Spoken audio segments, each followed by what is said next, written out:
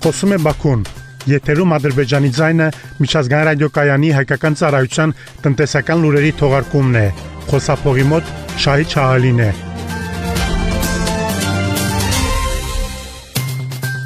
Թուրքիայի նախագահ Ռեջեփ Թայիփ Էրդողանը ուղերձ է հղել Բաքվի էներգետիկ շաբաթվա մասնակիցներին։ Էրդողանն ընդգծել է, որ Թուրքիան եւ Ադրբեջանը ռազմավարական նշանակություն ունեն Եվրոպայի էներգետիկ անվտանգության տեսանկյունից։ Նա ընդգծել է, որ Ադրբեջանի եւ Թուրքիայի միջև հարաբերությունները շարունակում են հաջողությամբ զարգանալ, այդ թվում էներգետիկ ոլորտում։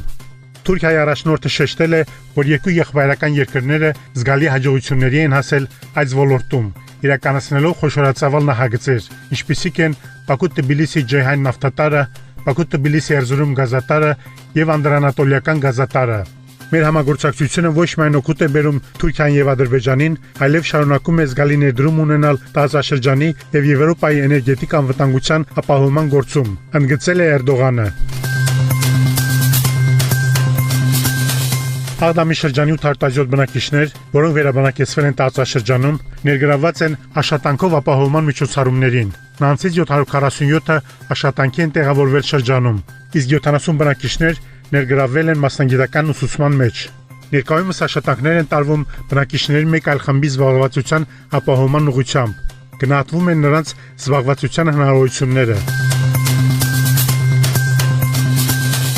Ադրբեջանի պետական նավթային ընկերությունը Սոկարը Բաքվում ընթացող էներգետիկ շաբաթվա շրջանակներում նոր պայմանագրեր է ստորագրել BP եւ ExxonMobil նավթային ընկերությունների հետ։ Ստորագրված պայմանագրերի համաձայն արևմտյան ընկերությունները առաջիկայում կզբաղվեն Ադրբեջանի տարածքում նոր նավթային եւ գազային հորերի հետախուզմամբ։ Միացյալ Նահանգների էներգետիկայի նախարարության տվյալներով Ադրբեջանում 7 միլիոն բարել նավթի եւ 1 տրիլիոն 700 միլիարդ խորանարդ բնական գազի հաստատված պաշարներ կան։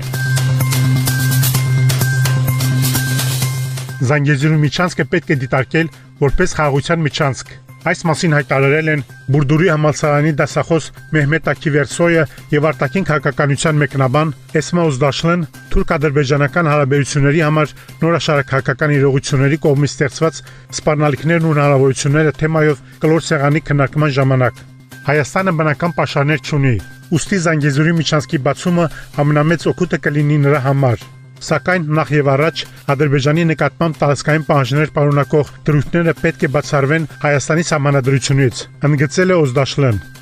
Դուք Բաքվից լսեցիք Ադրբեջանի ձայնը միջազգային ռադիոկայանի հայկական ծառայության տնտեսական լուրերը։